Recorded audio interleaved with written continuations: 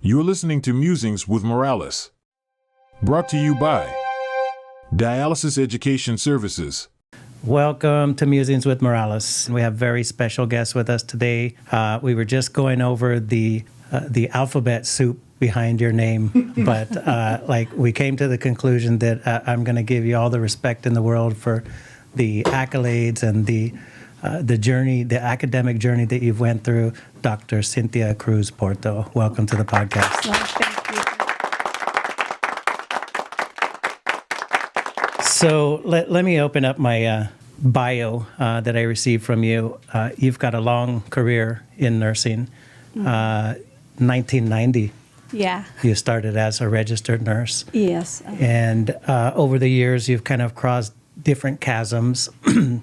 We've got a very new friend, but somebody that we found a lot of synergy with, and Nurse Jay actually recently guested for us. So gave us the intro and said, you've got to meet Dr. Cynthia Cruz-Porto. She is the guru, somebody that, according to Nurse Jay, taught her everything that she knows. So looking forward to kind of learning that journey, but tell me about where you're from, what your childhood was like, how you got to the point where you're Dr. Cynthia Cruz-Porto. Yeah, so I'm from the Philippines, Manila, Philippines, and you're right. I graduated with bachelor's degree in the Philippines, because usually in the Philippines, nursing is a bachelor degree, so we take it for 4 years. So I belong to, there's like 4 siblings. And my parents, my dad is an engineer, my mom is an interior decorator. And my eldest sister is actually a doctor. So our age differences are only about 2 or 3, 4 years apart. And growing up, I didn't really intend to take up nursing, because back in the days, like in the 80s, I graduated high school in 86. And if you will say that you'll take up nursing, it's kind of not a very reputable profession. Really? Yeah, because sadly, they used to call the nurses as the nurses' maids there. So it's not really good. And I actually went to a private all-girls school. And it's kind of sad, when you say nursing, they don't really they look at it not like I said, it's not like a profession that's kind of up there.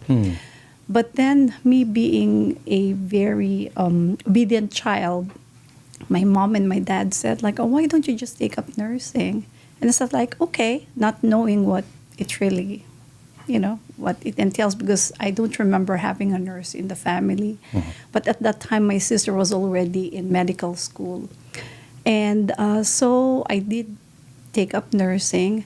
And then after I graduate, my mom said, just go to the U.S. It's better there. But of course, it wasn't really intended. But of course, fate led me here. And when I came here in 91, so of course, I challenged the board exams here. And my husband actually was the one who encouraged me to go back to school for dialysis. But prior to that, when my mom came over here, she would encourage me, why don't you take up medicine? Continue, because you'll be a good doctor. And I always tell my Mom, I don't think I can, because seeing my sister study, because back in the days, there's no internet. I mean, computer is not accessible. So you have to go to the library. You have this 3-inch book. Mountains of books, yeah. Yeah, mountains of books. And seeing my sister, it's oh my gosh, there's no way. Because even in nursing back then, it's thick books already. And I really struggled, because I should say I'm not really a smart person, but I'm just really hardworking. I really try to work hard, because I know I'm not at that level. So just to compensate for it, I really work extra hard. So when I came here, my mom still kept on encouraging me, but I said no. But then it was my husband who encouraged me to go back to school for, actually not really go back to school then, just to do dialysis because my husband works in dialysis. And we were trying to just go for like on-the-job training, but I'm glad that I went back to school. Yeah. Because of course, with the on-the-job training, whatever the person who will be teaching you, is out of like stock knowledge, then Right. that will be imparted to you. Yeah. And it's not really, it's helpful, but I found it really more helpful when I went back to school. It was like a 4-month theories and skills training, and I did not regret it. But back then, it wasn't that pricey, because I know now it's kind of like pricey to go back to school. But Right. but for me, it's still worth it, because like right now where I'm at is like a lot of education, because when you do dialysis, it's not just really about like cannulating these patients, putting them into treatment, and that's it. Wait till the end, discharge them, and it's over. It still is a lot of education. Yeah. So at that point, I was just like, okay, I thought that was the end of my education. And then at that time, I already had my oldest son. And then our family grew. And then my mom still kept on asking me, you'll be really like a good doctor. And I said, like, Mom, I have children now. I think I'm good.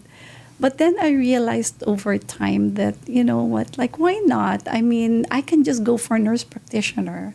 I think that's the farthest I can do, because I had a goal in my life, because in 15 years ago, I was diagnosed with fibromyalgia. Oh, gosh. And, it's like chronic pain. And I was suffering with severe migraine. And I was thinking, like, if I'll be working like on the clock in and out, I think, like, what's my future gonna be? Yeah. So I tried to have like that goal for myself, because for me it's very important that you have to set a goal in order for you to be successful. So I had a goal like, okay, why do I need to go back? Why do I need to take my nurse practitioner profession? And so I thought, like, okay, because someday, like, I don't know where my illness will take me. So at least I have like a backup plan, because someday I don't want to be like just like disabled and not doing anything, because I can't picture myself not working. So I went back to school, and I didn't even tell my mom that I will be going back to school. And I remembered I even had the interview. I don't know why, because I asked my classmates, did you ever got interviewed just to get into this to school? And they said no. So I guess it was like kind of like random. So I passed the interview. So because I said, like, because my mom always wanted me to become a doctor at least, but I think this is the most that I can do.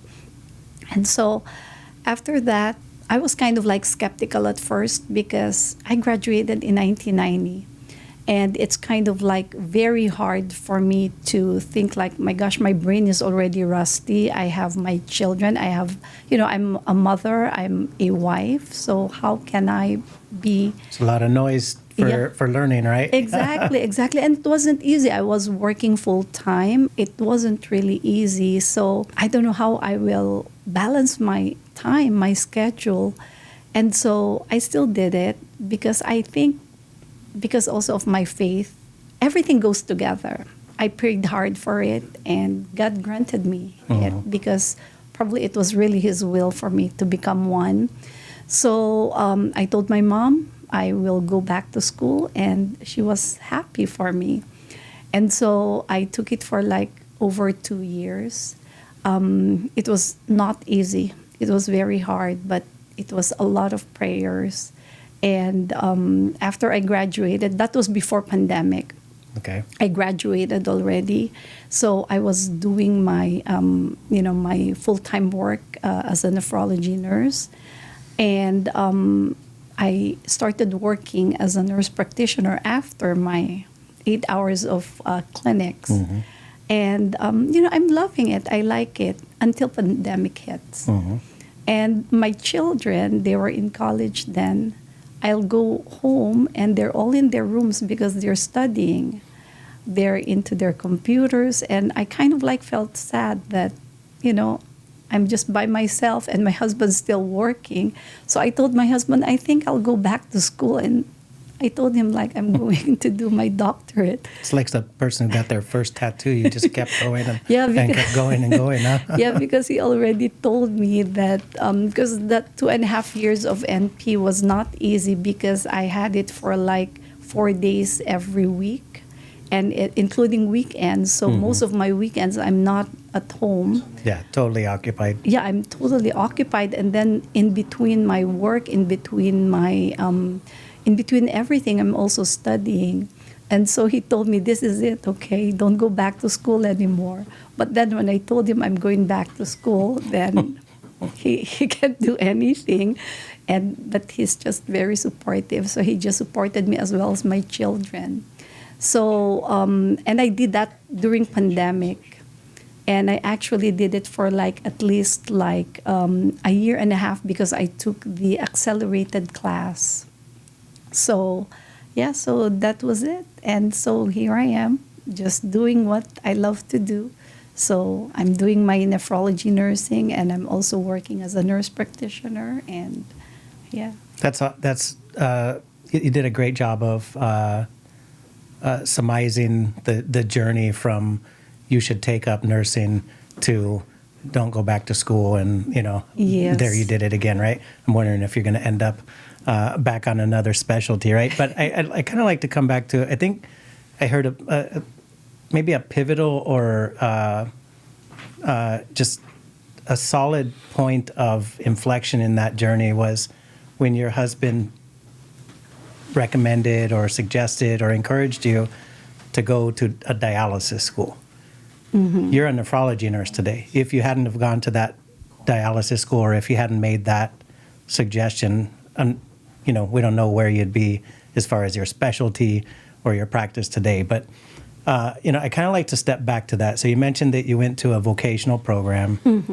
You were a registered nurse already, passed the NCLEX already. Now you're going to a vocational program to become a specialist. Yes.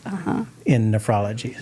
So you went through a vocational program, 4 months, had a theory and a clinical component, right? Yes, exactly. This is exactly what, my primary business has been for the last 15 years. Yeah, we're on our 15th year anniversary, but I taught for schools before that. Same sort of program. Okay. There have become a lot less of those programs since, like you said, the beginning of the pandemic. A lot of things have changed. Business, practice, operations. And one thing that happened to vocational education is there were about 20 schools in California pre-pandemic. Today there's, I want to say 6. Oh, wow. Yeah. So, and that we have a shortage of everybody across the board. Yes. Nurses, techs, biomeds, educators in healthcare, period. But dialysis is not exempt from that, right? So, kind of from that point on, looking at that growth, it's kind of typical that I see folks who enter the nephrology field, they get this introduction to this big ocean, right? And you mentioned a start at hemodialysis. I think we'll get into a little bit more about your practices today, but I know you've crossed the chasm into other modality as well. Is that right? Yes. There's so much to do. There's so much to learn. There's so much to explore in healthcare, but in dialysis, it seems to be that we really need innovation, that we really need innovative thinkers, that we need master operators, and people can put together systems and programs like home hemo and peritoneal dialysis. So I want to ask you a question because it seems like, I actually heard this today, so it's on my mind. I've been there, done that, seen it all. And, just is that something that resonates with you, or do you see it as you haven't seen anything yet? Oh yeah, I've seen, because I've been doing this for quite some time. I did hemodialysis initially, and like I've mentioned to you, I've worked with a lot of companies, major companies, and also like private companies. And now I'm doing peritoneal dialysis, so I've seen the difference in both. And you know, I never regret. And like what you said, yeah, there's still a lot to learn. Yeah. And I really feel like we really need to educate people. We need to have awareness because the numbers are increasing. Yeah. And it's scary because it can be prevented only if, you know, we'll provide proper education. And going back to your question, like, yeah, it's actually like, I guess because of my experience, I had seen like how it actually, from the beginning to now, I mean, it really changed a lot. Yeah. It really changed a lot because back then I remember when I first started, like because this end-stage renal disease is actually an illness of like 60 and over or mid-50s and over. Yeah. And like nowadays, you will see a lot of younger population. And why? Why is that? I remembered when I first started in one of the clinics that I've worked at, we had just like one patient. She was 50 years old. And when because most of my hemodialysis experience, I was in charge. So I get to admit all these patients. Yeah. So I'm like, 50 years old, what is she doing here? You know, because this is a condition of 60 and over. So it's kind of like sad. So looking back then and looking back now, I mean now, younger population like 20s. It's more sad. common than it was before. Yeah, than before, yes. Let's dive into that a little bit. You know, we've had several guests on the podcast. Actually, several that are, I would call younger. They're younger than me. And not that I'm young, but they're younger than me. And I would say they're young. I hear about it more than I did before. And I hear about some of the things that are not necessarily lifestyle conditions more than I used to, like FSGS. Yes. For example, like it used to be that was kind of like, you know, I never had a patient that had FSGS. Like, and then more and more, I'm seeing people with FSGS and focal segmental glomerular sclerosis, right? Yeah. So with that, we're seeing more pathology studies and we're seeing like, you know, kind of the unknown. On the other hand, like when you talk about the older patient or the older demographic, a lot of times we saw things like type 2 diabetes and and we still see that today, even in that as it gravitates younger, because we're seeing people with earlier onsets of type 2 diabetes and hypertension, right? But, you know, how should I think about the two? Like, are you seeing more younger patients because of that higher incidence of things like FSGS, or are you seeing higher incidence of younger patients because of like those lifestyle conditions, type 2 diabetes happening earlier in life? It's still about the same. It's just that with lifestyle, it really is more of the lifestyle because, like, if you'll come to think of it, like with the busy life that we have right now, especially with these younger generations, they like everything that's convenient. Yep.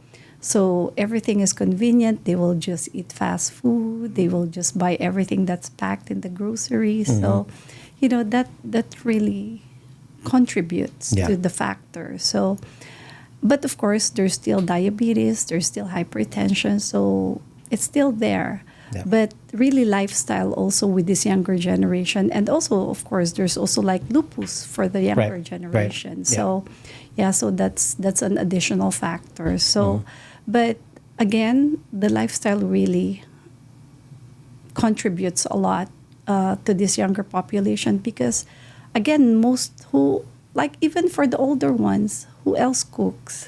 Right. If you know that, and if you know that you can buy and save you a lot of time than cooking. So, Well, so let me ask, because you're talking about lifestyle, but you mentioned that you were born and grew up in the Philippines, went through nursing in the Philippines. Like, what specifically, if you had to speak to your culture, your heritage, what specifically is needed in that community as far as awareness, lifestyle?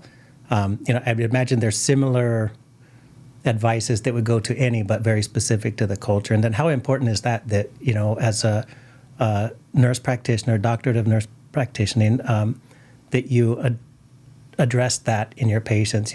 I'm Hispanic, I'm from Europe, I'm European, I'm Asian, I'm Pacific Island, or whatever it is. How important is it that you have that cultural identification and address the specifics of that? Yeah, because the sad thing is even in my own practice right now, my dietitian, they're having a hard time dealing with the Filipino patients because there's no healthy Filipino diet. Okay.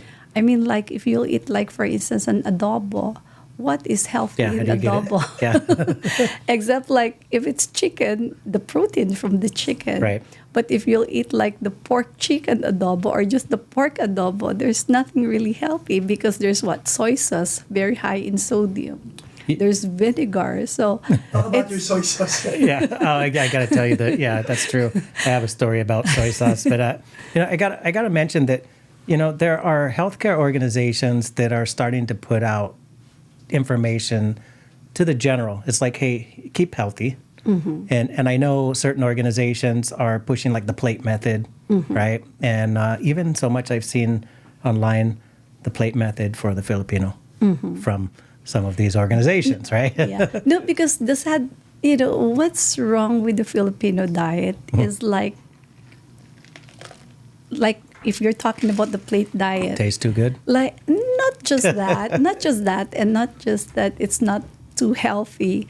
It's if you will look at the Filipino table, there's one whole bowl of rice without the proper portion. So everybody digs in, and it's all you can eat almost every meal. Yeah. There's a bowl of adobo, and it's not just chicken, but pork. And then there's pancit. So there's not the proper serving. And we're so used to it. We grew up with it. So unlike what you're saying about the plate method, there's it's a palm size of there's no measurement. Yeah. And so it's good, and then you just keep eating. Yes, exactly. and sometimes you would see okay, I'll just eat one cup of rice, but there's not really a measuring cup there. It's just they just eyeball whatever measurement they can, and that's already considered as 1 cup, and in reality it's not really 1 cup. So it's very important that there's also discipline, and compliance is very important because what we say always, it's what we are, what we eat is who we are. So if to begin with, if whatever is on the table is not healthy, right? Yeah. If what we eat is not healthy, then what's gonna happen? It will just turn out to be. So let me ask this. I might have said this recently or been thinking it, but if I'm a type 2 diabetic, or if I have hypertension, and you're my doctor, okay, and you know that my 10-year-old son is doing the exact same things as me, but you're seeing me. Is there any interface on that? Do you advise because I'll say it. Do you advise hey, Morales, your son's going to be a diabetic like you if you keep doing that, or how do you go around that? I have to be very polite and courteous enough not to say it directly. I'll be gentle, and of course, I will just tell you that. Because education is very important. I will tell you what the risk would be because I cannot make you. Right. I cannot make you do if I tell just because I'm telling you. Yeah. I can just educate you. So I will tell you exactly what needs to be done. So I'll explain to you what diabetes is, what hypertension is, and what would be the risk and what would be the benefits of, complying with whatever will be taught, to you of whatever when it comes to diet, compliance with medication, with sodium intake, with fluid intake, and so on and so forth. Especially if you have family history, because even though, and of course you have to consider your son, like what you're saying, because you have to realize that, children looks after us. Yeah. So whatever they see, they follow. And parents, you are in control. You can actually set as an example. And of course, this 10-year-old, like what you're saying, will only eat whatever you serve them. So you have to make sure that, you prepare what you think or what you feel is healthy, what you know is healthy. But if not, whatever I tell you, even if I tell you, just like what's happening now, no matter what we tell our patients, That's right. we can just tell them, we can Yeah. just educate them, but it's still up to, it's like it has to come from within for them to really follow. Help me with this. I have 4 kids, 3 adults, girl, boy, girl, boy. 3 adults that girl, boy, girl, and then a 10-year-old boy, like you just Okay. said, right? For a couple of them, it was like when they're 18, what I say, they do the opposite. And I've come at peace with my voice not necessarily going to be listened to. That they have to sometimes experience for themselves what they're interested in or what they think tastes good or looks good or whatever, right? With my son specifically, I almost know that I better not tell him what I think because he's going to do the opposite. Because his attitude is, I'm not going to comply. That's his attitude. I love he's a very smart guy, and when I think about a lot of smart people, they refuse to comply. You know what I'm saying? Yes. Like they break the rules. That's how they got rich or how they became successful, things like this, right? And I feel like a lot of times when we talk to the people that we're trying to help, that the way that we frame like the advice, right? And I know I got into this with Nurse Jay as well about compliance, the word compliance. So I'm your patient, and I absolutely hate being told what to do.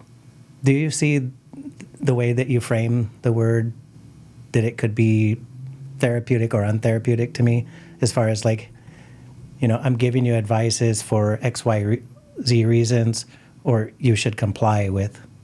Does that make sense? Yeah.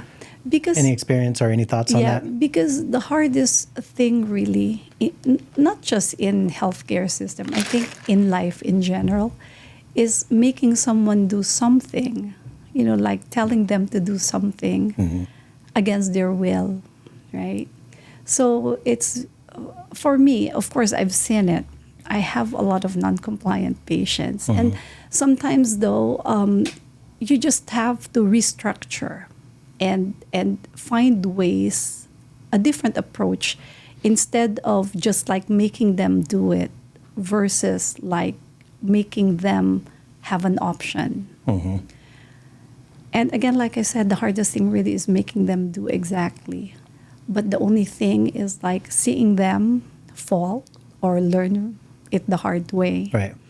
Yeah, like you were talking about your children. Same thing, right? Yeah, you cannot make them. I mean, I have 3 boys.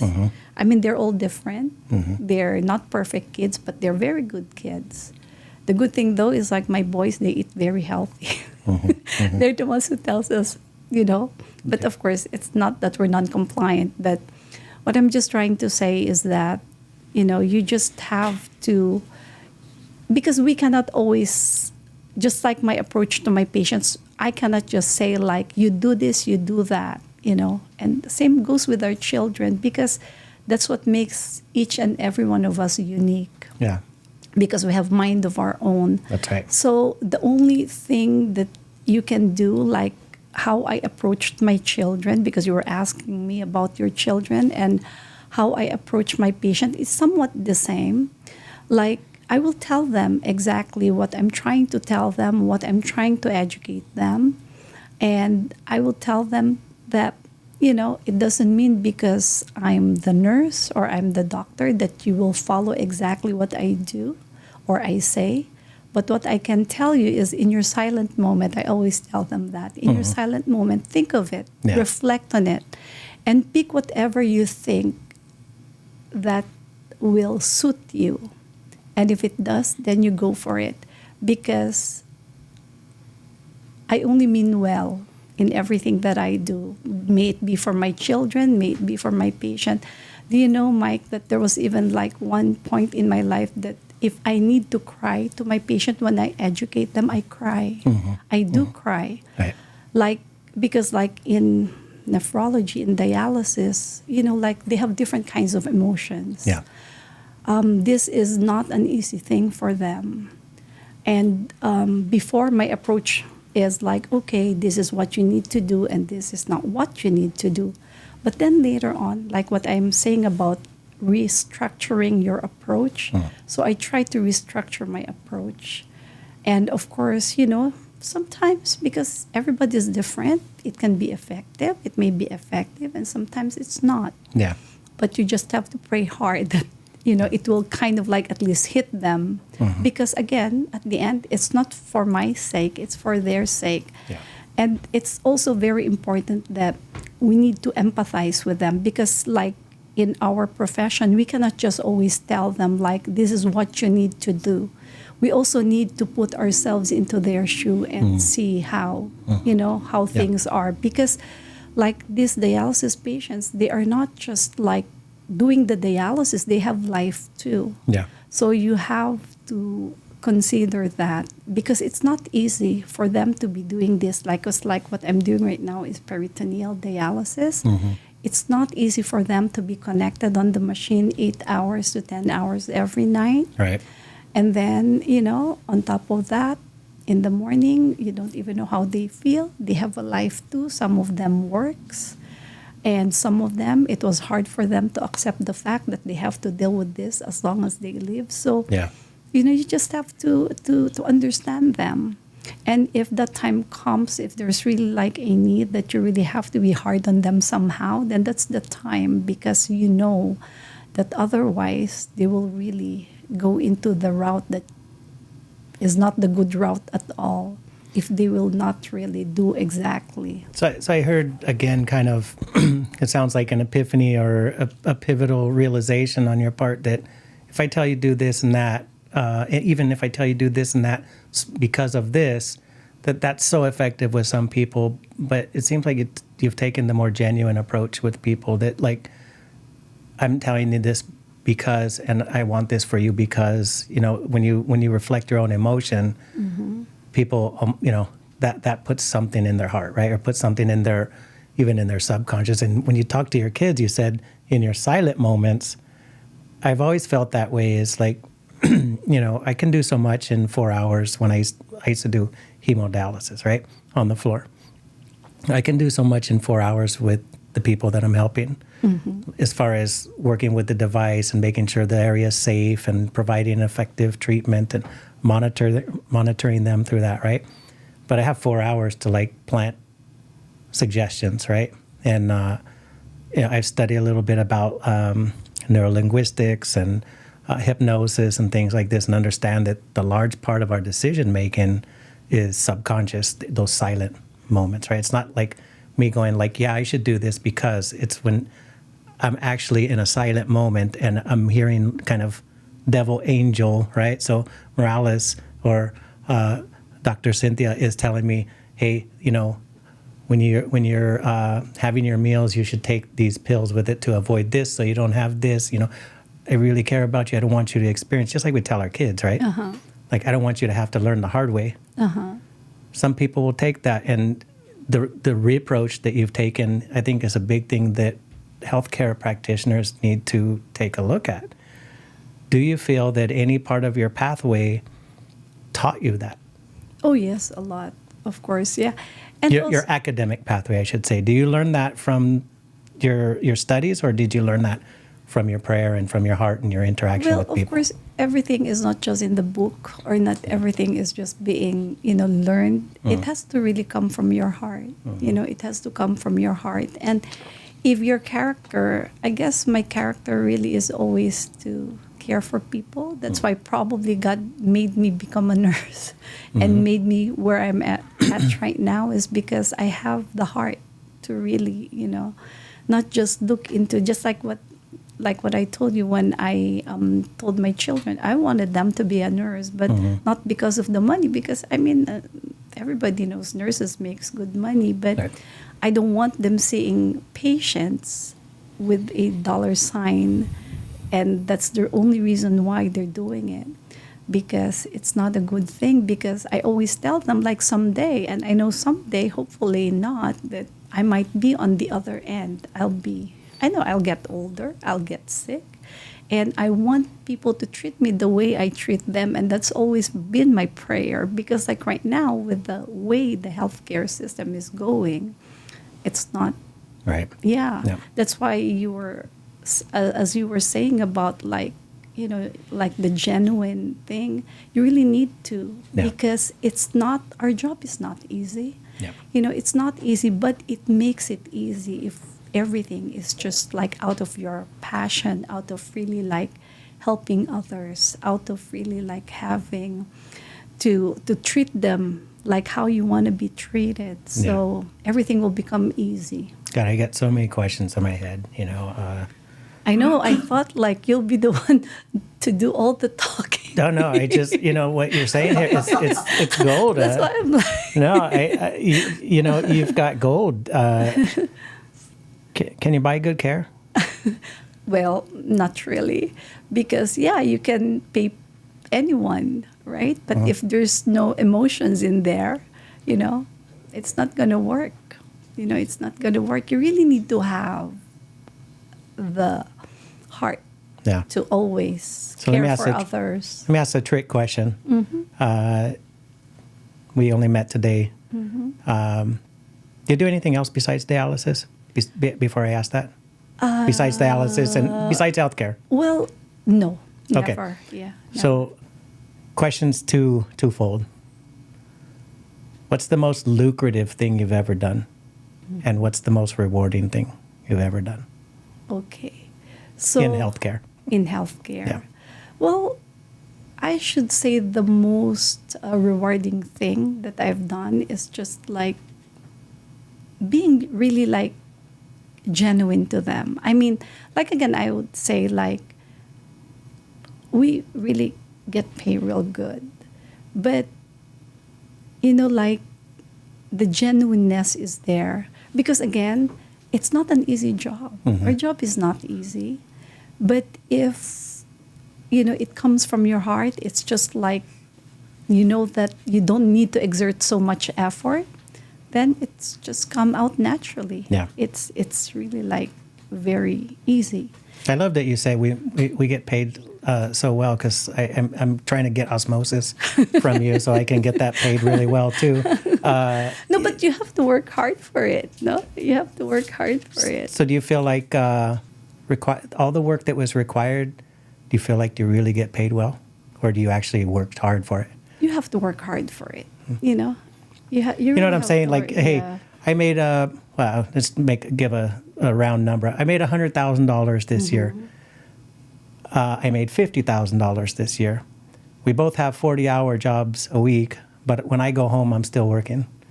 Did I make $100,000? Who made more? Yeah.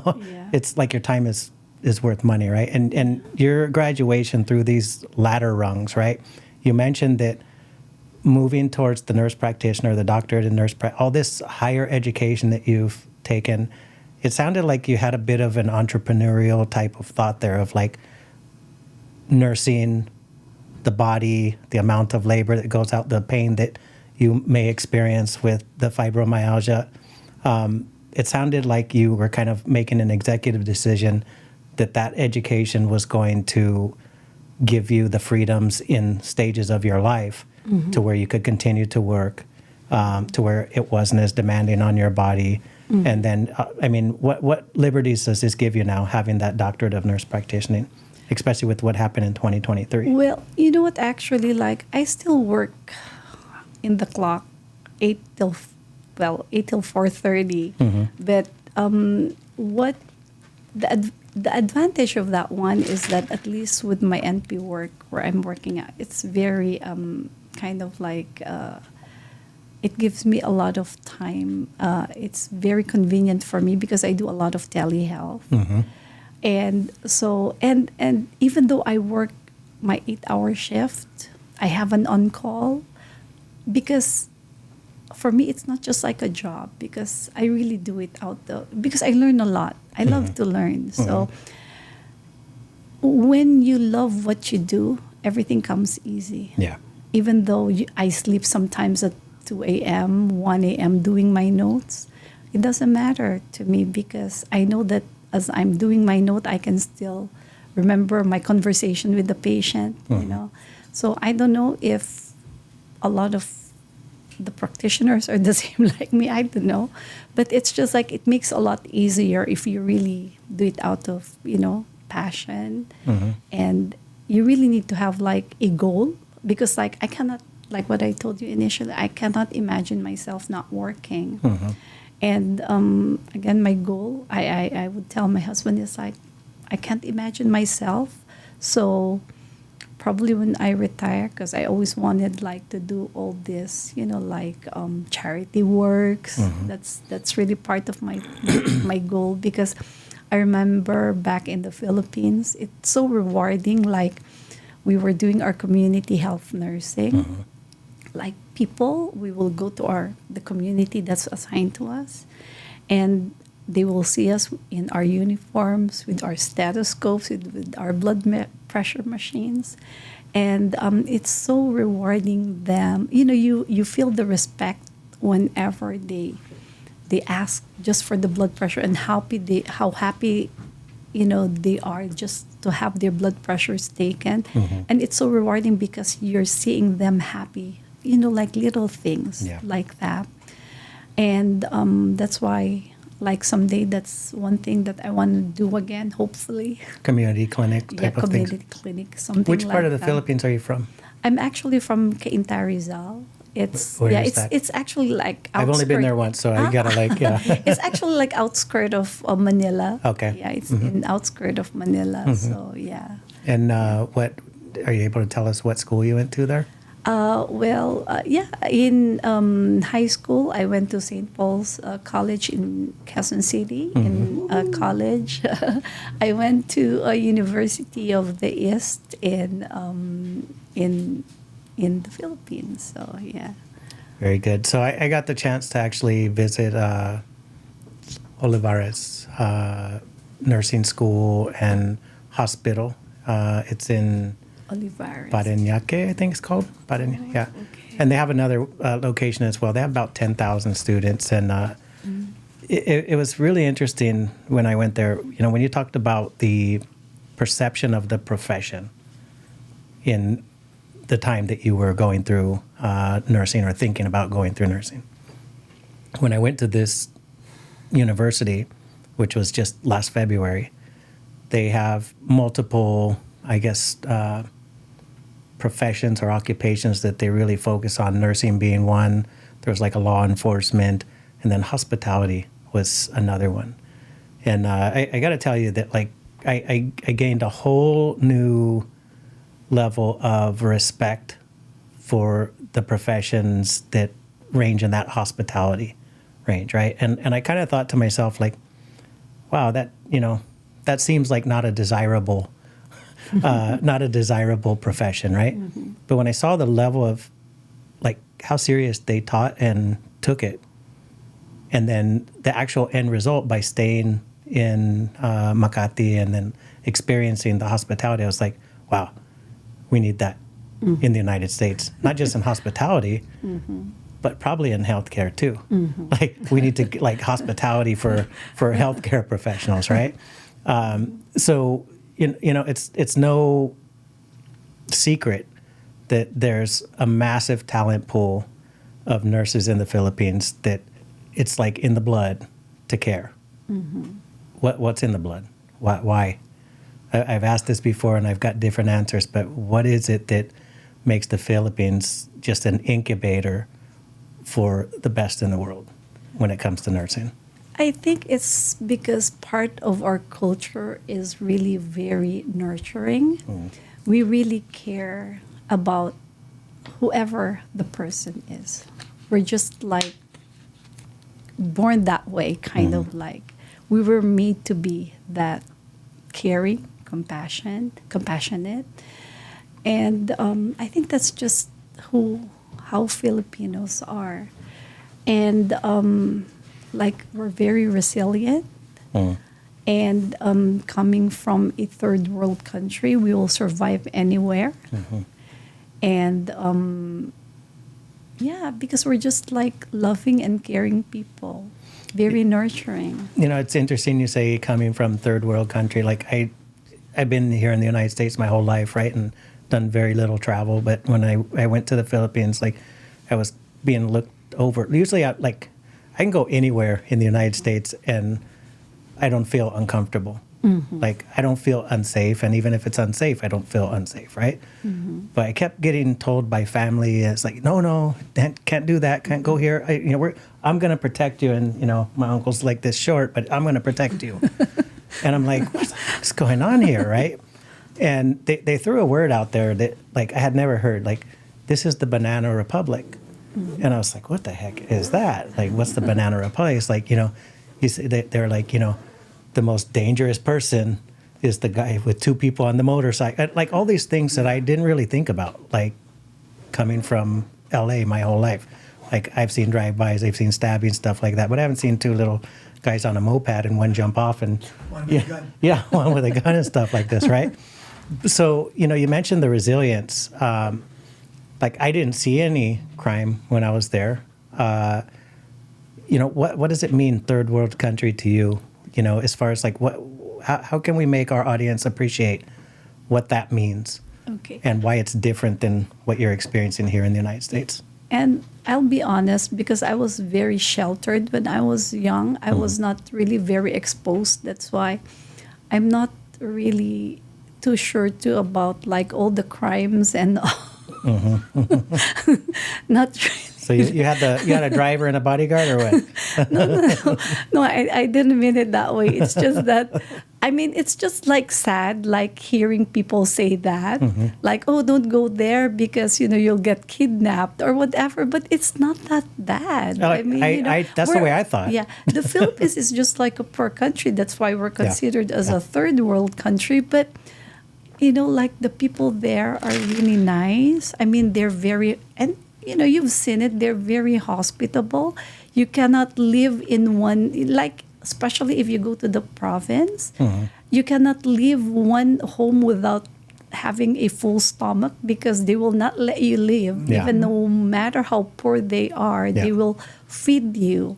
And if you don't eat, they will kind of I came back, you asked Pago, I came back and I was like, I put some of my team on like, okay, tell me everything about the culture, because like I was shocked. I thought I knew the culture from my wife, she still holds her culture very strong, her whole family. But going there, I learned a lot about how to get a job done, about collaboration, cooperation, and then really about profession as a whole. Didn't matter which one. Everybody was very helpful and very hospitable. Yeah. And I don't say this as like a jab at the profession, but most restrooms I went in, there was somebody in the restroom like ready to hand a paper towel, and like it was beyond hospitality. It was almost family everywhere I went. So I think it translates to me why Filipino nurses are the way they are. Why over the last 25 years I've worked with a lot of Filipino nurses, and it's been typically like a very uniform and predictable work ethic. And then like you said, the level of compassion that goes into the care that they give. And then also the level of camaraderie that is promoted among teams. Like you talk about going to a house in the Philippines. I can't go to some dialysis centers without getting fed because there's so many Filipino nurses there that they've got the what do you call it? It's always like boodle, a potluck. Boodle fight, right? Yeah, boodle fight, like all the time, right? And sometimes karaoke in the facility, and like just really make a nice familial environment that I think. You mentioned what people are going through with kidney failure. It really lends to the therapy. Yeah. So, I'm really respectful and appreciative of the Filipino nurses and techs that I've worked with over the past. Let's talk about the teams that you work with. So you've been the nurse in charge. You've been now the provider side of it. You've done hemo and peritoneal dialysis.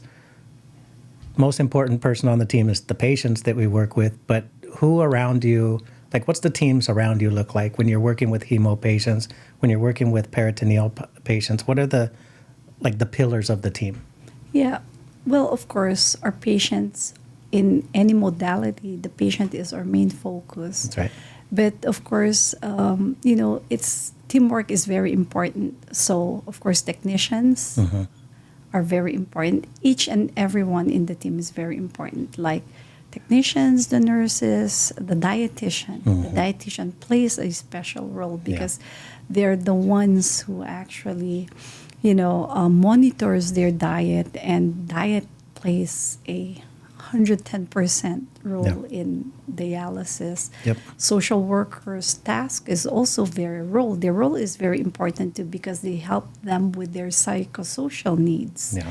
And a lot of the dialysis patients, they have a lot of psychosocial needs, and they need all the resources. I think we all do, right? Yeah, yeah, but especially these dialysis patients, because they need a lot of help when it comes to their financial needs. It's a lot of adjustment, right? A lot of adjustment. They're emotional. They support them. So so it's like a whole collaboration of the team in order to, may it be peritoneal or may it be hemodialysis. Yeah.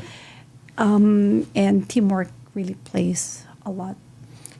So I grew up as a technician. I grew up with a person on hemodialysis, was his at-home care partner when he needed me. Like family rotated on that, but eventually became a clinical technician and worked through different sides of the technician role, from water to biomedical. I never became anything else. When I say I never became anything else, like I never got licensure as a nurse. I never went on to become a doctor, although quite a few times in my life people had told me like, hey, why don't go do something, right? It was like, have a goal, like you said. I don't know if I had a goal. I liked, like you, connecting with people, and I really enjoyed the technician role because it was a lot of time with people. It was like I could sit there and I could spend half hour with you, and then a half hour with the next patient, a half hour, and I'd make sure everybody's safe, keep my eyes on everybody. When stuff happened, which I like to think it happened less when I was the tech than it did with others, but I would watch people closely if they have cramps or got sick. I'm the one holding the hair in the MS's basin and adjusting UF and replacing fluid. I enjoyed it. I enjoyed hearing the stories of what's going on at home and why I'm here in the first place. So I'm curious to you, like when in that dynamic, when you were working on the hemo, especially in the in-center setting, chronic in-center, working with technicians that are kind of like the CNAs of the dialysis. They're the more hands-on, labor intense, right? How important are they to you as a nurse in being able to actually ensure that the patient's getting the prescribed, safe, effective treatment? And how important do you think they are to that therapeutic aspect of when I go home, I hear Morales or I hear Dr. Cynthia encouraging me to do the right things, or if we want to say comply, but like to manage my health, right? How important are the techs to all that? Well, of course, like in any job, every role of any coworker, it's very important. And especially these technicians, because they're the ones who actually spend more time, like what you said, with the patients versus the nurses.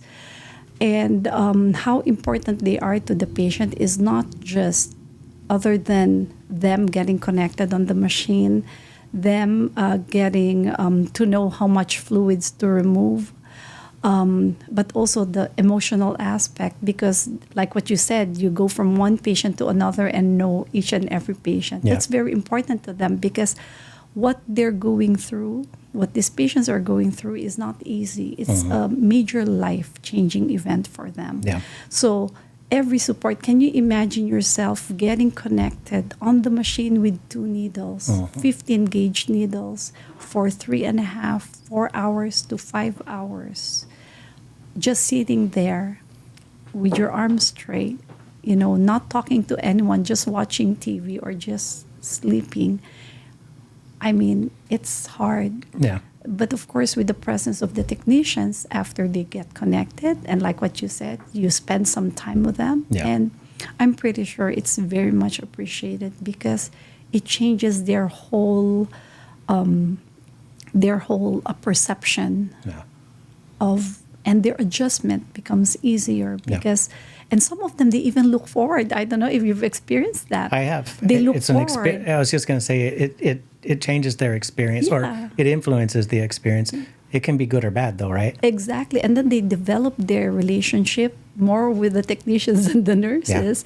And then they even look forward to coming because they like to converse with that person. That's true. Yeah. So their role is very important. So, and also, of course, our relationship with the technician is very important as well because I remembered when I used to work in hemodialysis, I was just like one of the technicians because, without them, my job will not be easy. Right. The load, the ratio that you have, what was it? 12 to 1, 15 to 1? Yeah. Well, at that time, I remembered it's like, I think like 10 or 11 is to 1. And then you'd have 2 or 3 technicians that were working under your license. Yes, exactly. Yeah. So that's really a partnership. Exactly. Yeah. Of course, it's like the whole really like a interdisciplinary team. team. Yeah. The whole interdisciplinary team. So it's just like really like a collaboration of everyone. Yeah. In order to have that effective and safe treatment. Yeah. Have you experienced the nurses? And I'm going to put on the voice of others, okay? So the nurses don't do anything. They just sit behind the desk and document, and they only work with catheters and push meds. Their job is easy. Or on the other hand, have you worked with,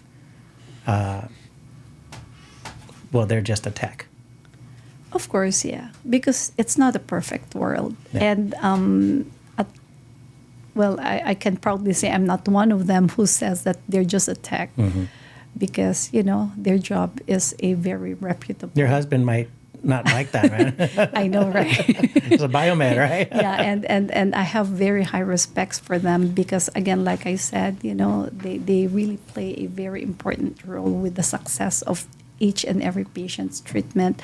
Yeah, of course, because, not everyone is perfect. Nurses are not perfect. And of course, it's just sad to hear that. Yeah. It's just sad to hear that because, again, because patients will feel it. And patients, even though they're sitting, even though they're sitting on their chairs, they know who's actually working hard and not working hard. Yep. And they can feel it. Patients knows if you are genuinely caring. Agreed. To them or not. They can, and usually that's where my role is because they will tell me who is not. Like they will say who's not, who's this and who's that. Yeah, who's lazy, who's cutting corners. I've experienced a lot of patients who are their best advocate. And I've always encouraged that learn what I do. Demand that I tell you what I'm doing, that I point the machine towards you so you can see what's going on, right? That when I do the test, you look at the color. Exactly. Remember the days of reuse, right? And reprocessing dialyzers and having that chemical that needed to be cleaned out, right? Like I always taught my patients what I was doing during those times, right? Like you're the best advocate. Who loves you more than you, right? Do you feel like people expect that you love them more than they love themselves? Well, not really. Or as much? Well, not really. It's just that, again, I'm just saying what I meant when I say, like, they can feel the genuineness. They can. And, and I, with my experience, I believe that most of the patients, they really, because like when you were asking about how important is each person in the success of each patient, it is very important because the patient feels it. And yeah, so it's like a really like a team collaboration. And Do you feel like, I don't know, have you ever been around a kid that you don't like? You guys ever been around a kid you don't like? Anybody? Somebody else's kids, hopefully, right? Like, not really, because I love kids. Yeah, no. I love kids, so I've never been to a kid that I never liked. Oh gosh, I have. It's like, you again. But I feel like kids, like, they also have that same intuition of like how genuine people are towards them. Yeah. They weren't, okay. I'm not comparing children to animals too, but same thing with animals, right? Exactly, just like dogs. They know if they know you're like, scared, they're gonna like bark at you, and they know you hate dogs. That, like, these sort of things. And again, I'm not comparing human beings, but there is like this peripheral field that we have towards genuineness, right? Towards authenticity, towards care. And some people would say that patients don't care what you know until they know you care. Amen. Right? So I'm hearing that from you, is that you're making sure that that's front and center. You feel that also the rest of the team should be that same level of authenticity, technicians included. What do you think about the pathway? So, going back to that school that you went to, you were a nurse already, right? Now you're a provider specialist. What do you think about the pathway of individuals that go to the same sort of school that are coming in to be dialysis techs? And again, my point of saying that I never went on to do anything else, like I've had a nice journey in healthcare, as an entrepreneur, as a leader in medical device, leader in different sort of operations. I'm a tech. Now, I did put some academic behind me as far as business and health administration and things like this, but I'm a tech by my DNA. What do you see as the pathway? Because a lot of people disagree with me that the sky's the limit for technicians. I really feel that way, and I feel like my journey paints that. What's your lens on that? Do you feel like there's a lifelong career as a tech? Yeah, of course, there's a lifelong career in tech. That's why it's always worth, because I'm into education. I love going for, I'm always for education. And again, in the beginning, I mentioned that I do not regret going for school, because initially I was opting for just like on-the-job training. Because on-the-job training, you will only learn whatever, your trainer is just teaching you. But with these schools, they will give you everything that you need to know, everything that you have to learn. And technicians, like going back to your question with the technicians, they're not just like technicians. They have to educate them because they spend more time than the nurses. That's right. They spend more time than the nurses. So during the time that they're just monitoring the patients, because you have to educate them. And you just don't want to tell the patients like, oh yeah, just because. You really need to give them the real answer to whatever questions they have, so that at least they will understand what goes on. And then in that way too, it's like a domino effect. If you give them the right answers, because you're educated, you went for training, you went to school, you give them the right answer, and then the patient will absorb it, and then the patient will comply, and then the end result will be patient's well-being. They'll live a quality of life. That's a great lens. We had Mark Coronel on our podcast last week, Paco, and he shared a lens with us that he asked nephrologists: are you a treater or are you a healer? Right? And what I just heard from you is like, hey, I'm going to use this word, which I don't like to use too often, end-stage renal disease, just because it's like very abrasive, right? But yeah, we're at the point where you need a therapy to sustain life, right? But besides the therapy, that's not going to replace the functions of the kidneys, right? Like we have to go home and spend 156 hours without you or the tech or anybody else, right? If we're on hemo. And of course, there's a lot of empowerment in peritoneal where they're at home by themselves all the time doing their treatments as well, right? But in hemo, they come for 4 hours, let's say 12 hours a week. The rest of the time they're on their own. And maybe you get, how often would a nurse, how much time would a nurse get with a patient in their treatment in a chronic center? How much time would you get with the patient, one-on-one time, if you had that 11 patients or whatever? Oh my how much goodness, time? not even like, because if I remember it correctly, when you connect the patient, well, because I was in charge, so I would admit the patient, and of course, admission will take a while. Yeah. But when I was doing like not as a charge, just like a regular nurse, you will just check the blood pressure, monitor what the patients, what the technicians, documentations are gathered from the patient, do your assessment, probably like good 5 minutes the most. Right. Yeah, for each patient. Yeah, and then after that, you'll push the medications. Yeah. Not unless if patients, but most of the time they're sleeping, so they don't even have like questions for you because they're snoring already. Yeah, so not really a lot of time. So the technicians actually spends most of the time with them. Yeah, agreed. Yeah. And, I've always, so like you look at the core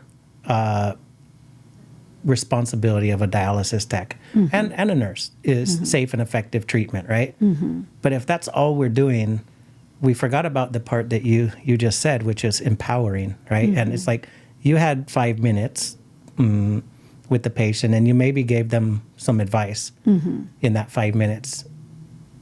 I'm the tech for that patient. Should I be there with you as you're talking to the patient so that I can absorb what you're saying and then reinforce it? If you have time, yes, but most of the time, It's very because busy. you have so many patients, you have so many patients because you're putting in one patient and then the nurse is there. So Yeah, the turnover is very the quick, turnover right? is very quick. It's Yeah. a fast pace, yeah. But But that will be ideal. Yeah, That will be a good thing because I'm sorry to interrupt you, no, but that's, not, you're not- saying what I wanted to hear. Yeah, because not just because of your presence, but at least whatever I'm saying to the patient, you learn something That's as right. well. That's Yeah. right. So do you think that, and this is one thing that I would say more so when I was out in the field, I would get on a soapbox with other techs about is, well, I don't know about that. I'm just a tech. Sometimes people put that on themselves. I'm just a tech. And one, like, even if you don't know about it, your job is to find the answer, Answers, right? exactly. But I also feel this way is that, like, if it's important to our patients, shouldn't it be important to us to know? Exactly. Like if I'm caring because it's for- not like- just a job. Right. So It's not like, just a job, hey, yeah. I give you dialysis, right? But you have, financial journeys to go through from applying for insurance and maybe co-pays or things like this, right? I'm not saying I got to be an expert in it, but should I have a broad or a general knowledge about these things that are important to the patient's journey? Or not really like a broad knowledge, at least even just like the basic.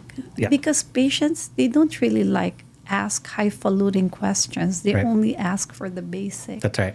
Yeah, so at least the basic, the bare minimum. Yeah.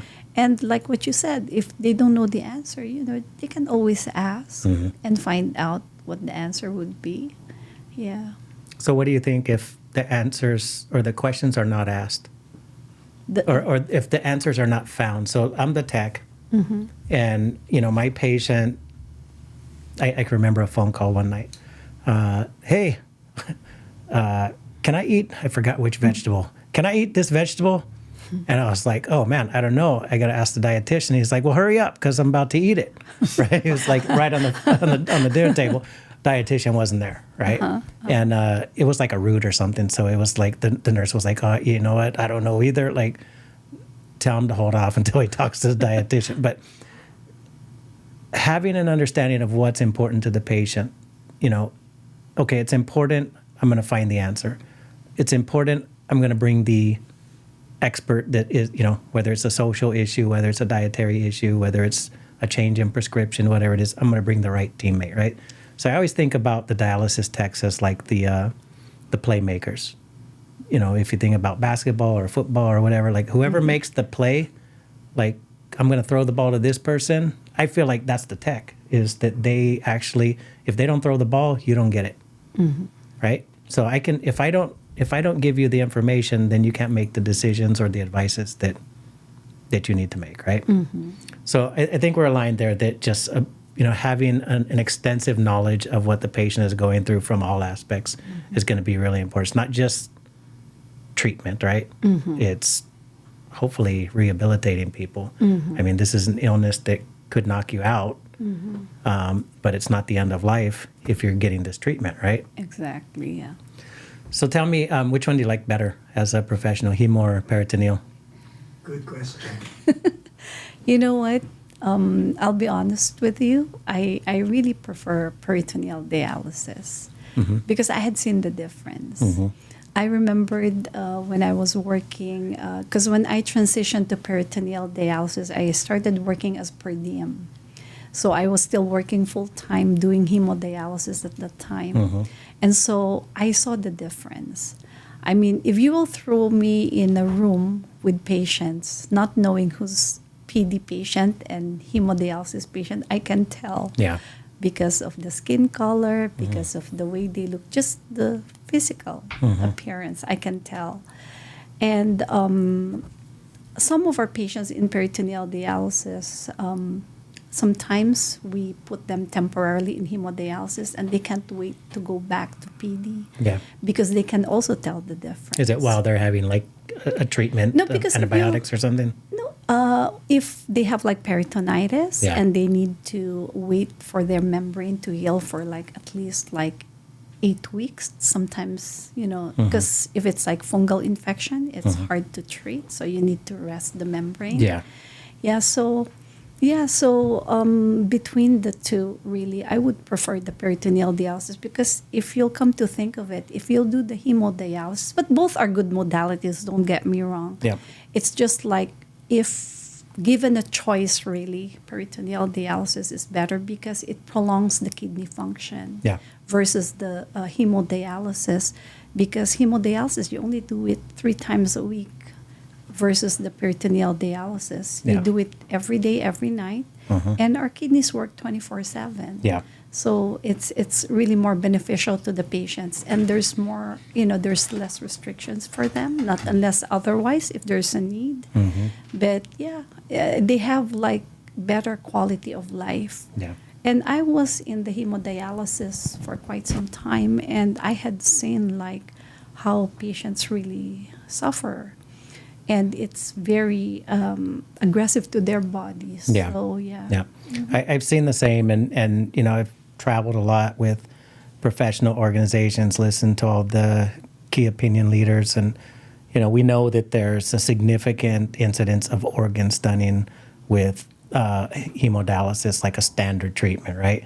So you go Monday, Wednesday, Friday, and then the fluid that you put on in between the treatments, if it's excessive and we've got to pull out a lot of fluid, which we used to do, and especially when you started, right? I remember my first days in dialysis, we would pull a lot of fluid out of patients versus what we do today. We're much more conservative about the way that we ultrafilter or pull fluid out.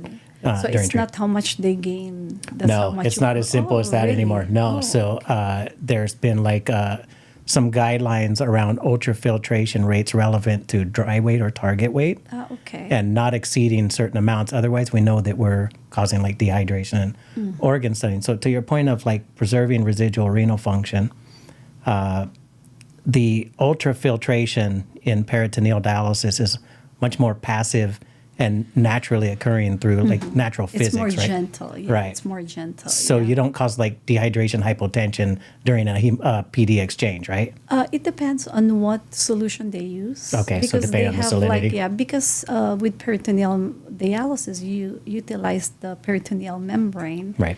And there's no blood involvement, Yep. like as unlike in hemodialysis. So we make use of these dianyl solutions made out of dextrose, which Right. is sugar. So That's right, not they're solidity, sugar, yeah. they're just like medicine. So it comes in different strength. Mm-hmm. And so depending, and of course, that's part of the training to our patients, which one to use to prevent dehydration. Is or it based fluid off their overload. weight or what blood pressure, weight? What's the formula for pick this one or that one? Oh, it depends on their fluid status. Okay. It depends on their blood pressure. Mm-hmm. And so we teach them. Yeah. We teach them those basic whatever they have, because it's a home base. Yeah. So we don't see them. Right. So it's very important for them to know when to use each particular solution. Yeah. Yeah, because otherwise, if they won't use the proper solution, they will get either overloaded or dehydrated. Yeah, yeah. Yeah. Yeah. We've had I don't know, one or two guests here, Paco. I think Justin Pham. You'll have to watch back our episodes. We've got a lot of great stories from people in the nephrology dialysis realm. But Justin Pham, he's actually a peritoneal dialysis patient and has become a good friend. He shared with us that he had an early experience with hemodialysis. Mm-hmm. It's a young guy. What's he, Paco? 32? Oh, okay. Early experience with hemodialysis, and then very quickly was advised of the option of peritoneal dialysis. He was a good candidate, which not everybody is, right? Yes. Not everybody can do peritoneal dialysis, right? Yes, So exactly. I like what you said, is if given the choice or if you're a Yeah. candidate, then Yes. it's a good option. But he kind of painted this picture of how he felt with hemo and how he felt with PD. And it was actually kind of shocking to me because he had mentioned that I know that hemo is much more efficient and effective. That's what he said, right? And he said, I noticed a difference in how I feel. I actually felt better with the hemo, which was the first time that I heard that, right? But his choice for peritoneal was that he said, I got stuff to do and places to be, and I have a busy lifestyle, and this worked out great for me. So I'm assuming there was a little bit of an adjustment in his body to, with hemo to PD, maybe it's a way out of like the benefits versus the, the good versus the pros versus cons for him, but it was the right choice for him. And he's like a really cool guy. When we were on the podcast together, I had to put on sunglasses so I could catch up with his coolness. But yeah, there is definitely a difference in the two as far as, you said PD is daily. Yes, it's daily. Yeah, it's Sometimes continuous, right? well, not really like continuous, like for the entire 24 hours. No, it's like a minimum of 8 hours to a maximum of 10 hours. So are you seeing more cycling patients, no more ambulatory patients these days, or? We still have like some ambulatory patients. They're equally effective. It's just that at least with peritoneal membrane, you have more of the freedom to do during daytime whatever you need to do. Yeah. Because when you do the ambulatory ones, Yeah, you got to stop and you have 4 hours in between. Yeah. So, and then the risk of infection is there because how many times you So have minimize to the open, touch. close, Yeah. Good open and point. close the transfers. Yeah, I hadn't thought about it because I Yeah. remember years ago it used to kind of be a happy mix of the two, but more so I see cycling patients these days, and I hadn't thought about that. It's great. Yeah, we Great points. still have we have some patients, quite few patients that does the same, like cycling and also the ambulatory, especially if they're already reaching their max because they don't want to end up in hemodialysis. Yeah, That's yeah. why they do manual exchange as well on top of the cycling at night. I had a patient years ago. He was a peritoneal dialysis patient for 20 years, and he had, something happened with his membrane. He ended up in my center having to go on hemodialysis, and it was really, really fast. The decline in this person. He was a food critic. And at the time, I used to love to cook. So we'd get in these long conversations. He'd tell me all the restaurants to go check out, right? Was a really happy guy when he came in. And, I think the burden of going to and from, the fatigue after hemodialysis, and then the loss of some of his passions because of the time that he was having to allocate to hemodialysis within about a quarter, he was, a much different guy. Wasn't doing the things he liked anymore.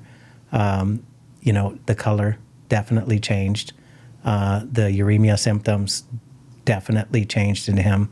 So it wasn't a positive for this guy. And again, when I heard this from Justin, that he felt better on hemo, it was kind of a shock to me, because I've typically heard most people say that they felt better it's a shock to me with peritoneal. What are the, there's like a formula of clearance, right? And the two modalities are much different in a single sitting as far as clearance is concerned. So, chemistry, that's one thing.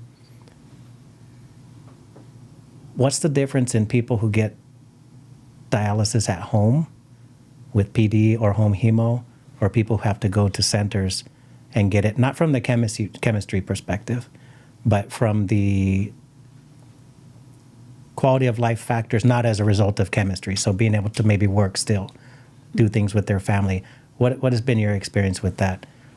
Dignity, things like this. Okay. Yeah, because with peritoneal dialysis, again, going back to the basic, which is kidneys, this is the one that's mostly affected, right? This is the organ that's affected. So you have to think that our kidneys work 24 hours, 7 days a week. So that alone will make you think like, okay, with hemodialysis, I'm only doing it like, let's say, even the maximum hours of 5 hours. Yeah. Every treatment, that's only like 15 hours a week. Yeah. Versus when you do it at night every day, Yeah. even though you're only on the minimum of 8 hours, at least 8 hours. 8 hours. So it's very gentle. Yeah. It's cleaning you up. It's ultrafiltrating you. And then when your treatment is over during daytime, you can work, you can enjoy life, do whatever you want to do.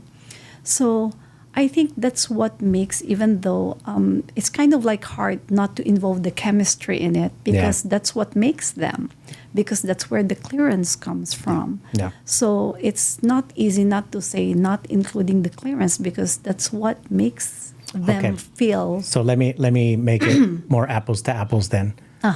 Same clearance in the center as at home. Okay. Is there a difference now? Yeah, of course, because like at least when they do it at night, yes, they're connected on the machine, but during daytime, 7 days a week, they're free. Back open to... Yeah. Unlike in hemo, yes, same clearance, same effect. Yeah. But during daytime, they go for 3 hours to maximum of 5 hours. Well, my uncle, he did he did dialysis at home, hemodialysis at home. Okay. And he did a 5-hour treatment 3 times a week. He did it from 7 to midnight. Okay. Which was very good for him, right? It was like, what are you going to do at that time? Exactly. Watch some TV, eat some dinner, and then hit the sack, right? Yeah. So I remember this very clearly, like setting up his device, then getting him all settled. And then at the end of the night, it's like, we'd pull needles, he'd hold for a few minutes. He's like, I'm going to bed, clean this stuff up. Right? That's how it went, right? And I just know that if he were in the center getting that same 5 hours, that it wouldn't be the same. You know what I mean? Exactly, yeah. It wouldn't be the same. And that was him. He had things that he liked to do. He had plenty of people around in the home to interact with or have a community with. I have seen patients, like you said, that they like coming to dialysis because that's their social hour. Exactly, yeah. That's the time where somebody shows them a magic trick or sings some karaoke or, gives them the, you're looking good today, or, a smile that they didn't get at home alone or in their nursing home. Or maybe they just want to get out of the nursing home sometimes, right? Which now we're seeing dialysis in nursing homes. So, my experience has been that, I actually had a transplant patient that wouldn't stop coming back to the center. Oh, really? Because he wanted to still hang out. He loved it so much. Becomes a family. Yeah. Yeah. It sounds like we've had a lot of similar experience here. Let me ask you, I have my memories of patients, right? I don't get a chance to really do patient care these days. I get the chance to consult and participate in models and things, but not do patient care. And there are people in my head that they'll never fall out of my head. I've worked with many patients, but there's like a handful that I'll never ever forget, right? They're just embedded. And some of those were like really touching stories or touching moments, and others were maybe traumatic. What's the one that stands out for you? And of course, redacted and let's protect privacy and all that, but what stands out for you in your interactions? Well, you know what, in general, I'll speak in general. Of course, there's always like one story, but this one is actually kind of like specific, but it will actually lead to something like general, because why I'm saying this is because like I had seen, and I always tell this to my patients whenever I start training them in peritoneal dialysis, that I would see the difference between those patients, because again, this is not something that's easy. I mean, come on, put yourselves in their shoe. Like, one day you will just be told that you will have to do dialysis regardless of hemodialysis or peritoneal dialysis. It's life-changing. So I would say, like, with my experience, like I had seen patients who are, I'm not saying that they're accepting, because there are some patients, like, they're just kind of like chill about it. Like, okay, I'm, kind of like, yes, accepting the fact that they have to do this. But there are some who are kind of like bitter. They're hating the fact. And I had compared the two over time, that those that are non-accepting, they are the most problematic. Like, regardless of, they're very problematic. And then the other ones, they transition very smoothly and they are less problematic. And then another comparison that I would say is, like, of course, part of the questionnaire when you admit them is their religion. I mean, I know we're not talking about religion here, but I will state a fact that, like, some, they don't believe, and some, they believe. And for those that are non-believers, they have a hard time. They have a hard time. But for those who really, because you can tell with your interactions with them, like how their faith, they have some sort of promise. Promise. Because, like, now leading to what really struck me the most is, like, this one particular experience that I had, like, one patient. This patient of mine, when I admitted him, he has no one with him, no one to train. He was in his only 60s. He came to the clinic very well dressed, ambulatory, well kept, really, like, looking very professional. And when I admitted him, I asked, of course, part of the question is the religion. Oh, I don't believe in anything. Okay. I had seen him, Mike, from way up until he declined, until he died. I was on call on the day that didn't realize that was the end. That was his, the last time I would be seeing him. So I trained this patient, and, of course, I established my relationship with him. And it was, like, really like a very sad journey. It was very difficult for him because he was on top, but because he was non-compliant, he was not communicating, I just saw him how he declined. And on that day when I saw him in the ER, and the daughter was there, and I kind of, like, felt in my heart, like, I think this is it for him. And I told him, like, Mr. So-and-so, that's why, like, right now, just, I pray for you. And also, I pray that you'll see the light. And you know what he told me? He just told me, like, Cynthia, and he was almost, like, really, like, at the end of his last breath. He said, like, I don't believe. That's why you're there. That's why you're here. Just pray for me. Oh man, that's heavy. That's really heavy. That's really sad. That's why now, Mike, whenever I train my patients and I ask for at least I'll know my approach more or less, because seeing the journey of not just, journey of the dialysis patient. So I kind of, like, interject, because that's one thing that's hard also in our profession. we cannot just like interject That's right. religion, Yeah. Christianity. Yeah. But if I have like my moment, I try to, because it helps a Yeah. lot, because I had seen it. I Yeah. have experienced it. That's why it's very important. I agree with that. And, I'm of the, I guess, the principal thought that faith is one of the three pillars in like wellness, faith, family, and your general health, right? I have seen the same, that patients or people that I've been helping that have faith, and it's not, I'm not going to carve out one faith, but faith, like you said, have an acceptance of process, but still living life. We're all on our way to death from the time we come out, right? But that faith, I think, really gives people something to stand on and something to feel secure in, and it's a promise, right? So, I just want to share because I think the same, what you shared, it brings up one of my memorable patients. I had a patient that was in her late 70s and couldn't speak English nor her own language anymore. Severely demented, bedridden, type 2 diabetic, malnourished, living in long-term care, of Southeast Asian descent, and seen a lot in her life because of the times, Cambodian descent. Seen a lot, had a family that's seen a lot. And she came from an acute dialysis unit to now a chronic setting.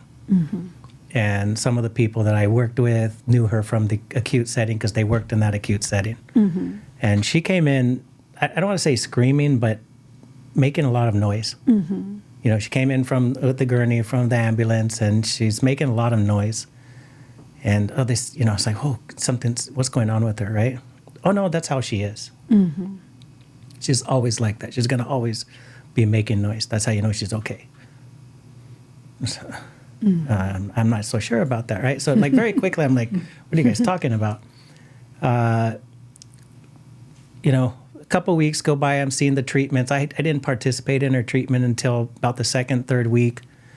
And I got so sick of watching people actually try to put needles in her against her will, which she wasn't self-responsible. So she's there for dialysis, not alert and oriented, gonna get it. You know what I mean? So like I saw staff kind of holding her and things, and she was just making this, like stuff like this, right? But that's normal for her. That's what I'm being told. That's really young in my career. And one day during the treatment, in those times where I always go and spend time with 1, 2, 3, 4. I always had 4 patients, right? Go sit with you for 15, 20 minutes, then I'll do the round, then I'll go sit with the next one, and we're going to talk. Or I'm going to sit there and watch Price is Right with you, or listen to some music on the, the little thing or whatever. And this one, she liked to listen to music. I remember the other patients, like some of them were younger, and they would say, shut her up, like they get really upset because they hear her. And then, you mentioned that's what your patient said to you, that's why I have you, right? This person could not talk or express for themselves, right? What do we know about them? What their blood tells us, right? What their blood pressure tells us, what we can measure, that's about it. That's all we know, right? And one day I was standing next to this lady, and she's making her noises, and I was close enough to where she grabbed me, and she put my hand on her leg, and it was cramping like hell. Oh. And man, I want to tell you, like, it hit me in my heart that, like, how many times was she making noises that Because she was cramped. people missed it. People missed what she was trying to tell them, right? And from that day on, I had the same attitudes. That's what I'm here for. You know what I mean? That's why I teach technicians that your job is not to be behind the nurse's station on your phone, on TikTok, checking your email, whatever it is. Your job is to be on the floor, right in front of the person, or the 4 people, or the 5 or 6, or whatever your clinic. Yeah. They're supposed to be able to see you so that when they're in distress, they can say, Exactly. come here, right? So I'll never forget that. Like, baby noises. Like I have a grandkid, she's 2 years old, so she's starting to be able to express better, but when she peed, she cried. When she was hungry, she cried. When she was tired, she cried. That she communicated, but not in a way that if I'm listening, if I'm watching, then I can help my patients as well. That was a pivotal moment for me as a technician, to know how closely I need to watch the patients. Dr. Cynthia Cruz-Porto, this has been such a pleasure to sit with you. I have one last question for you, because you've had this accomplished, and over 3 decades now, you've seen changes in the way the delivery and the tools that we use. You've worked in modality of hemodialysis. You've worked in modality of peritoneal dialysis. We're in the middle of an election period and a change of administration one way or another, right? Government will drive kind of what we see in healthcare in the next 4 years, right? What excites you about the next 4 years? I'm not talking about the side of the aisle, but what excites you about healthcare for the next 4 years? And if you want to go beyond that and tell me what excites you, better yet, let's focus on nephrology and the treatment of end-stage renal disease. What excites you in that domain right now?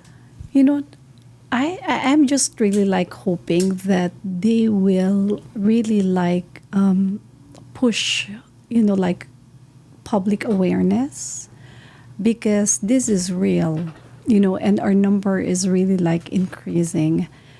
And I didn't even realize some of the patients that are diabetic and hypertensive before, because I was sheltered in where I'm currently working at for so many years that I didn't know what was going on outside of this organization.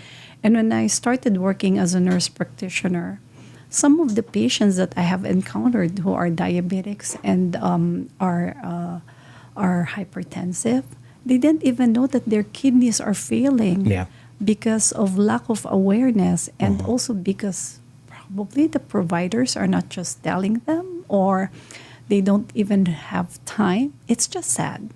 So, I'm just hoping that, there will be more awareness about, kidney disease, because prevention is always the key. And how do we prevent? By educating people. It's so easy. Utilize social media. Utilize social media. Put a lot of things now. There's a lot of things that can be done. Be curious. That can be done. Like make sure that we have a lot of different places, like different grocery stores that can provide healthy vegetables, healthy food that are, affordable to the public, to the people. Because those are it's easy to eat unhealthy, right? Exactly. But, just awareness, and hoping that they will know that, that kidney disease is really increasing, and it's not prevent it if you can, right? Yes, prevent it if you can. Yes. And prevention is always the key.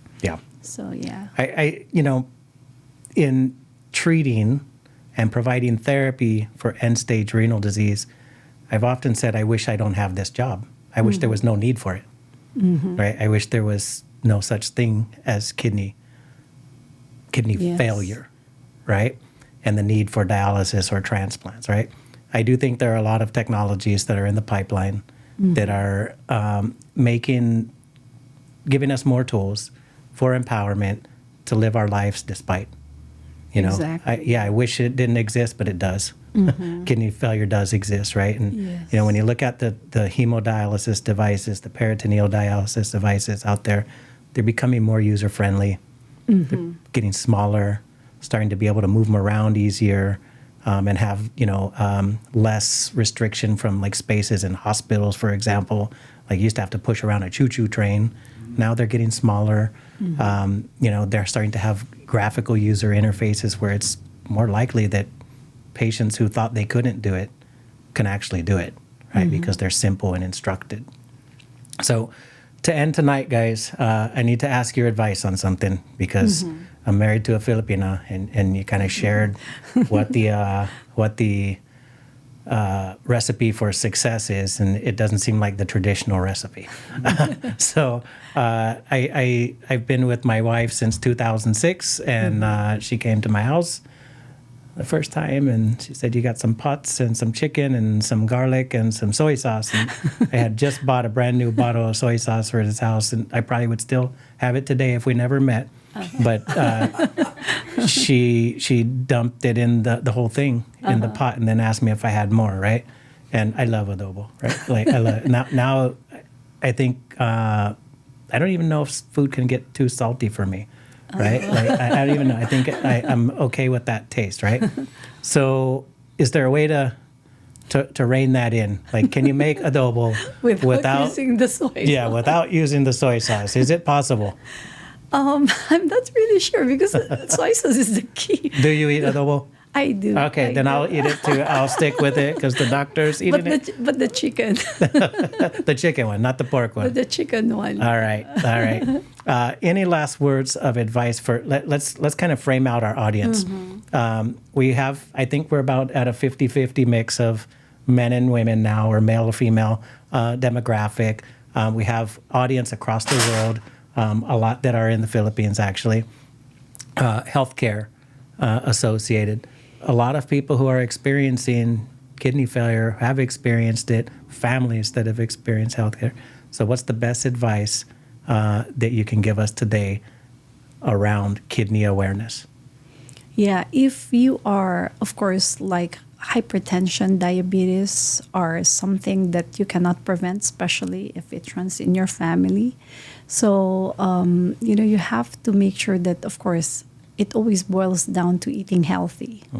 And then make sure that your diabetes, your blood sugar is controlled, and with high blood pressure, your blood pressure are controlled, because a lot of people are aware that if they're uncontrolled, it will lead to kidney failure. Right. Because like with the Filipinos, they only think like eating salty food will lead you to kidney failure, not knowing why or how it can lead to kidney failure. So, because a lot of times, like when I do education for the chronic kidney disease classes that, we do, a lot of patients will ask, like, how can I prevent, because they're diabetics and hypertensive, how can I prevent leading into dialysis? Start to control. And, how can they control? And my response will always be, like, control your blood sugar, control your blood pressure, because it adds, absolutely, tension to your kidneys, and that leads, if it's uncontrolled, then it will lead to kidney failure. So eat healthy all the time. That was a great lens, is, salty food versus what salt does to the blood pressure. Exactly. Great, specificity there. Some people you have to lay, I think everybody, you have to lay it all out, and, don't eat too much salty food. Okay, I'm not eating salty food, but am I checking my blood pressure? Exactly. If I have hypertension, I just stopped eating salty food, but am I prescribed a medication that I should be taking? So controlling it, identifying and controlling chronic conditions that precede kidney failure is the best advice right now. Yeah, and also, you have to educate yourself, because like right now with the technology, it's on our fingertip. You can just, instead of Googling, doing, watching, educate yourself. You're the second doctor that told us that, we had a doctor recently that said, Chat GPT. Yeah. you know that, like, my patients, because these are a condition of the elderly, right? I will always tell them, especially when they come and, they don't have younger, people like daughters, grandchildren with them. Yeah. I would tell them, educate yourself. I would ask them, do you know how to use the computer? And if not, I will tell them, ask your grandchildren, because everything, and I will even show them my phone, and I will teach them how to Google. You're going to make me start a whole nother podcast here, because I got to tell you, that's a big topic that I'm very interested in.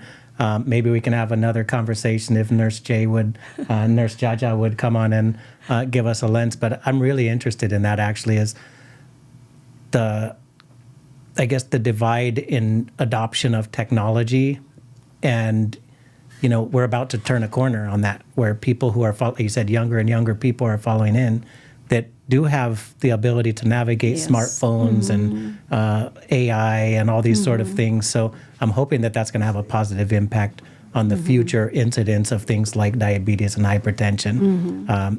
Again, Dr. Cynthia Cruz-Porto, I want to thank you from the bottom of my You're heart welcome. for blessing us with the education, Yeah. and know that you've got an open seat here, an open mic to join us again and share with us anything that's relevant to this Of particular course. community. Thank you so much. It's a pleasure, my pleasure to be here too. Thank you.